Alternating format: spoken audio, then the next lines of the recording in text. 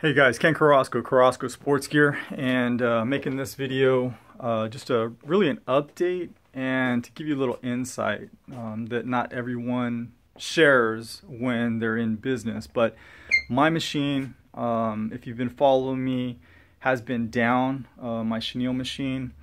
I'm going on week 3, and actually, I take it back, this is the 4th week that I'm going into that we've been down from a production standpoint.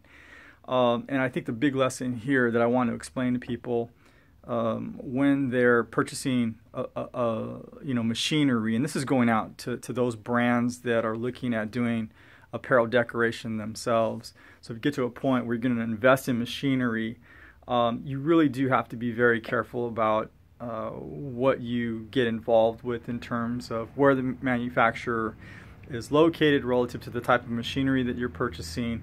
And most importantly is the service behind the machinery. And in my case, I thought I did enough due diligence relative to the machinery as well as the capability of servicing by having an individual who was in my time zone, in this particular example in Southern California. But I think what I would tell you is this: you have to have more than one individual that's capable of servicing the machine that you ultimately decide to purchase. And I really didn't look beyond having the one support person who I was introduced to by the person whom I bought the machine from. And so again, I can't emphasize enough to do your homework when you're purchasing machinery, whether it's new or used.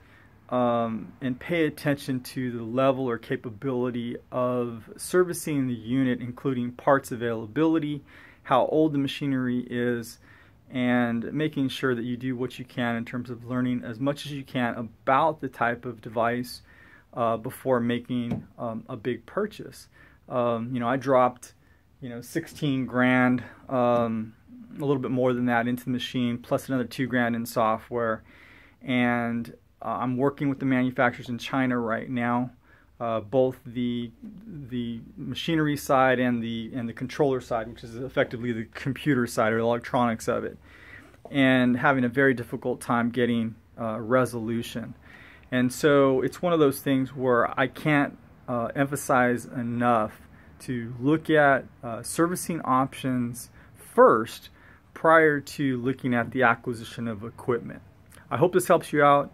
Again, I tell you this so that you can learn from my mistakes and how it affects, business.